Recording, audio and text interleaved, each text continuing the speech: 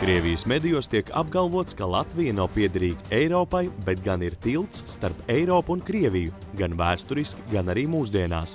Latvija tiek apzīmēta nevis kā aktīva Eiropas Savienības un NATO dalībvalsts, bet gan kā teritorija, kur šīs alianses realizē vienu vai otru politiku, bet pats reģions nereti tiek raksturots kā Krievijas ekonomikai piederīga tranzītzona.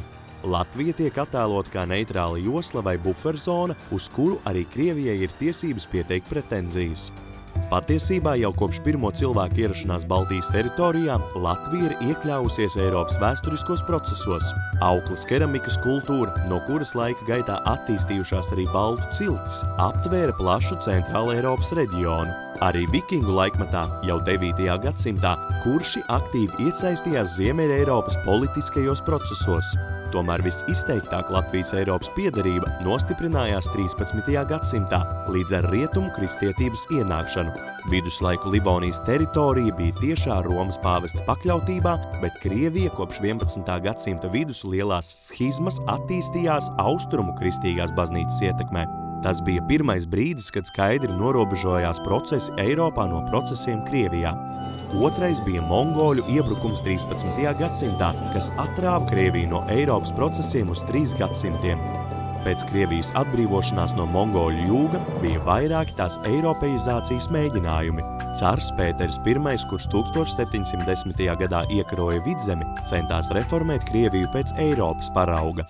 Arī imperatori Katrīna II, kuras valdīšanas laikā Krievija ieguva Latgali un Kurzemi, centās impērijā iedzīvināt Eiropas apgaismības laika idejas. Trešais brīdis, kad Krievija attālinājās no Eiropas vēsturiskās attīstības procesiem, bija boļševiku apvērsums 1917. gadā. Laikā, kad Eiropā sāka veidoties demokrātijas izpratne, Krievijā notika boļševisma celtniecība. Latvija šajā laikā ierindojās pirmajās rindās starp Eiropas valstīm ar vispārējo vēlēšanu tiesību un citu demokrātisko brīvību iedzīvināšanu.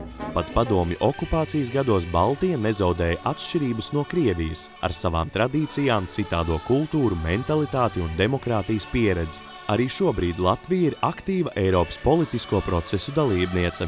Pēc neatkarības atjaunošanas tā skaidri noteica kursu uz atgriešanos Eiropā, un šobrīd ir gan Eiropas Savienības, gan NATO, gan Eirozonas, gan arī citu Eiropas politisko struktūru aktīva dalībniece.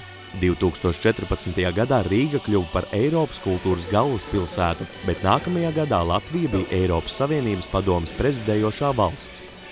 Lai arī Krievija vairāk kārtēji ir centusies pakļaut Baltiju, tā vienmēr ir bijusi piederīga Eiropas kultūras telpai.